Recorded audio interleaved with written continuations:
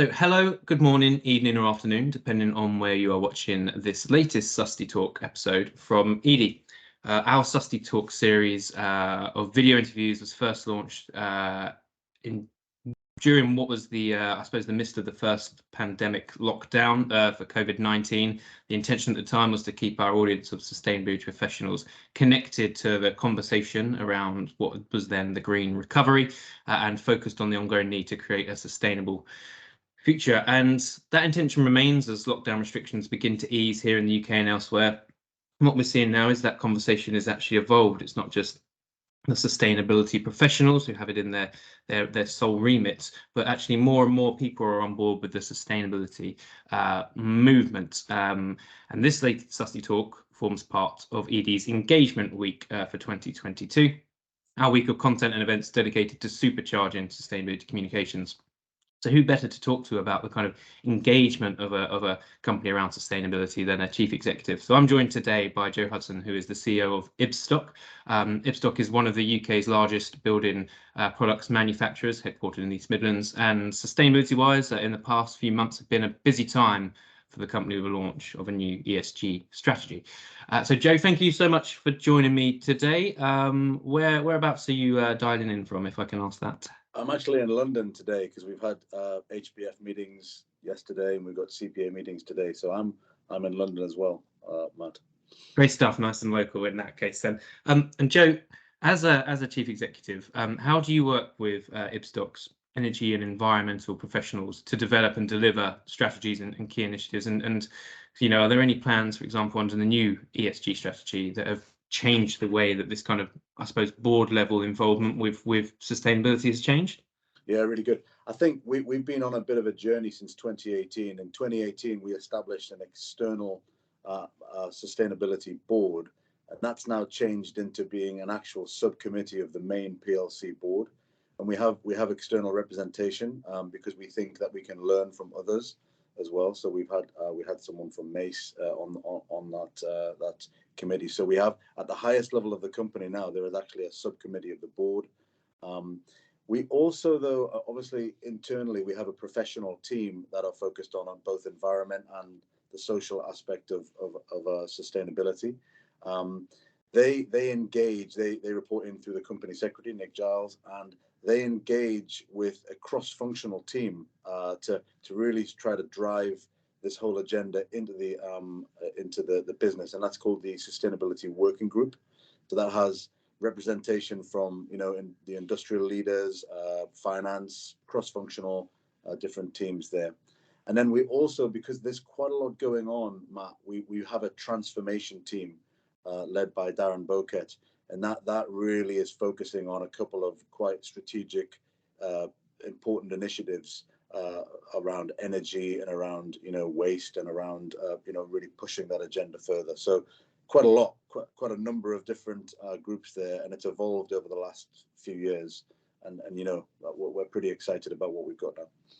Yeah, it's great to see that in kind of cross-department involvement. A lot of our audience, I think, are still kind of operating in a silo in such around sustainability. So to have that kind of oversight from finance and other departments is really key and good to see. And at ED, we mainly focus on the environmental side of sustainability, and the new ESG strategy has some ambitious targets there. There's a 40% reduction in Scope 1 and 2 emissions for this decade, which is quite transformative. So what sort of changes will people working within Ibstock need to make to deliver that change? And are there going to be any kind of, I suppose, governance rules set up to help that in terms of kind of procurement rules, processes, new kind of investments and equipment? What's going to be the driver towards that reduction?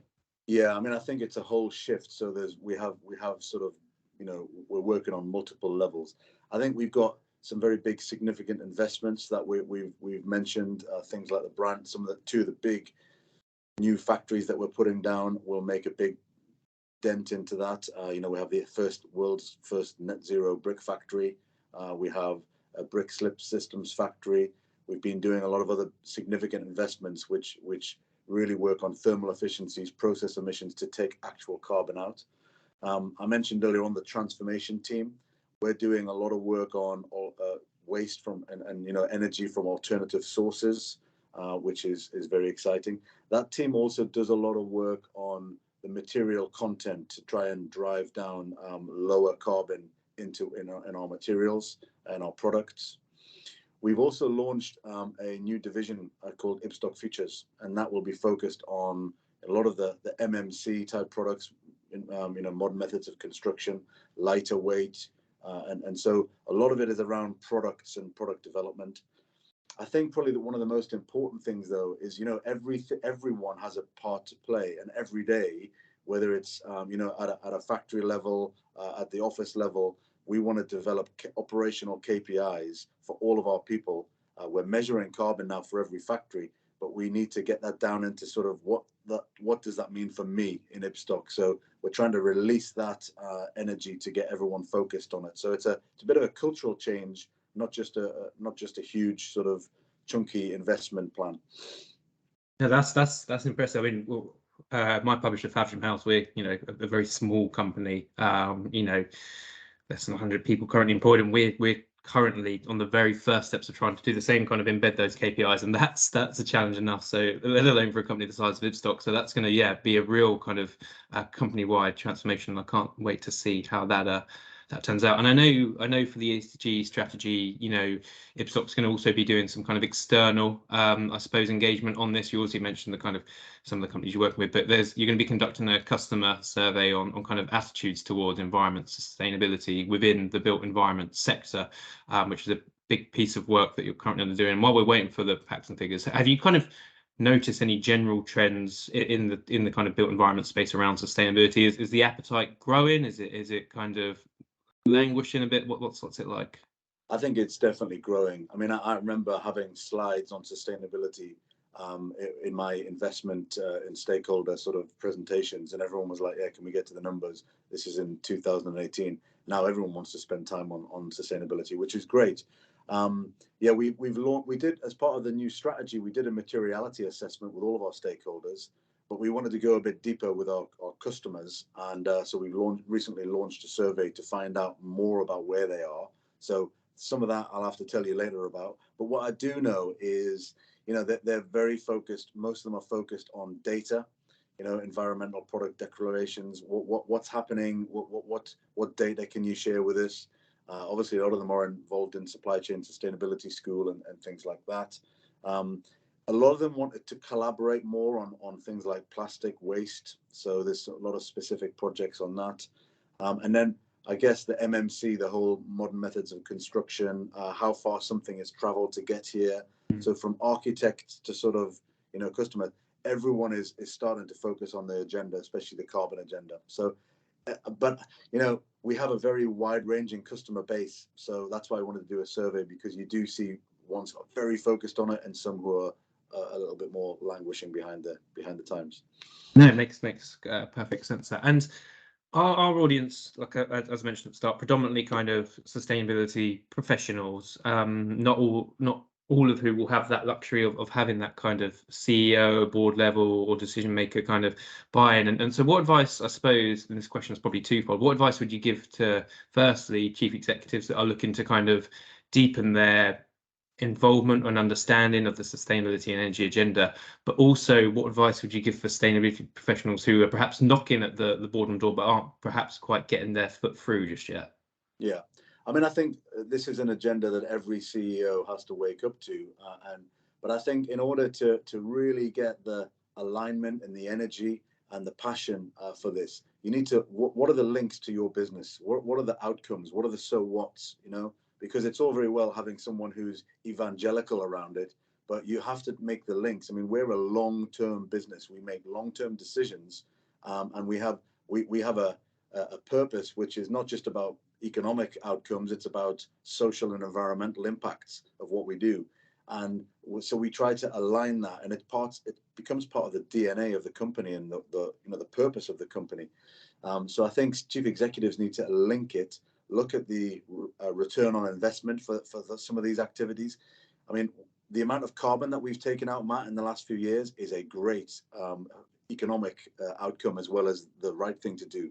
So I think you need to find out what are the links, what are the so what's the business reasons why you do it, and what's the purpose links to what you do as a organization. I think once you've done that, then need to just find ways to educate and galvanize people around the topic.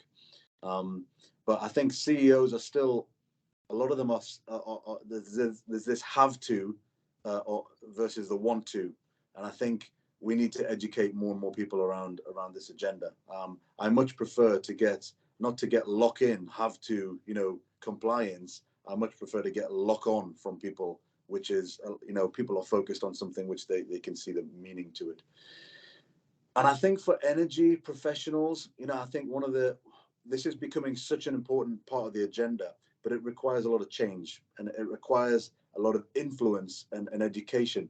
And so I think energy professionals need to move from being subject matter experts and having the knowledge content, which they still need to have, to also being influencers of change. How do you drive change in an organization? How do you understand how to find the stakeholders, how to get people on board? So I think energy professionals are going to have a much more transformational role in any organization, not just a subject matter and content sort of role. Well, that's what Edie's Engagement Week is trying to equip those professionals with. So hopefully we can help in that transformation as well. And Joe, we did a bit of sleuthing, I suppose, on LinkedIn, just as a kind of preamble for this interview. And your LinkedIn profile states that you're passionate about people, change, and personal business. And passion's a kind of really key word there. And perhaps a cynic in me would suggest that not every CEO would have that passion, and certainly passion doesn't always sit there 24/7. We're in a kind of very turbulent kind of environment, not just climate crisis, but kind of through political aspects, the cost of living crisis come up. How do you, as a CEO who kind of steers the ship for a huge company, keep those kind of passion levels up and use that as the real driver for your business? Yeah, I mean, I think it's lots of engagement with our people. It's like spending time listening to them. I get passionate by the interactions and the relationships that we have. It's not just myself going out, but actually I get energy from the people I interact with, and then that's a positive cycle. Not everyone is sort of extroverted, passionate, and charismatic. We need everyone, and different styles, different preferences are always there. But I really find that getting out and about and talking and engaging with our people, listening to them, that gives me the continued sort of energy to have that passion and to drive it. And I think in an operational business, that's a pretty key thing.